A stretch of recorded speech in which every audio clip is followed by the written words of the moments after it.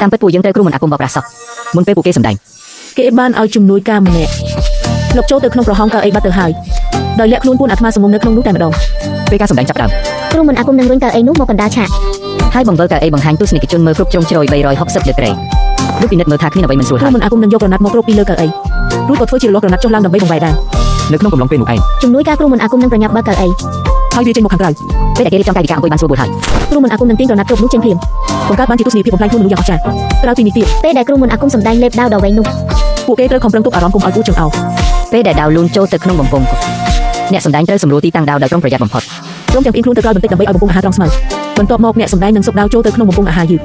សូមចំណាំថាមិនមែនចូលទៅក្នុងបំពង់ឆោតដល់ហាន់ទេណានៅពេលដែលដាវចិត្តចូលទៅដល់គ្រប់ពេលហើយនោះគេនឹងឈប់សុកចូលភ្លាមចុងក្រោយទើបដកដាវចេញមកក្រៅវិញដោយប្រុងប្រយ័ត្នមួយវិញទៀតគ្រូមិនអាគមនឹងញាត់ខ្សែបូចូលទៅក្នុងមេដៃជ័រ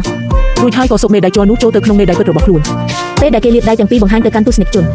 ខ្សែបូនោះត្រូវបានគេលាក់ទុកយ៉ាងជិតឈឹងបាត់ទៅហើយបន្ទាប់មកទៀតគេក៏ដកមេដៃជ័រនោះចេញរួចក្តាប់ទុកក្នុងដៃធ្វើឲ្យខ្សែបូលេចចេញមកយ៉ាងអស្ចារ្យនៅពេលដែលអ្នកកំពុងតែជក់ចិត្តនឹងខ្សែបូនោះគ្រូមិនអាគមនឹងលួចបោះមេដៃជ័រនោះចូលទៅក្នុងហោប៉ៅបាត់ទៅហើយ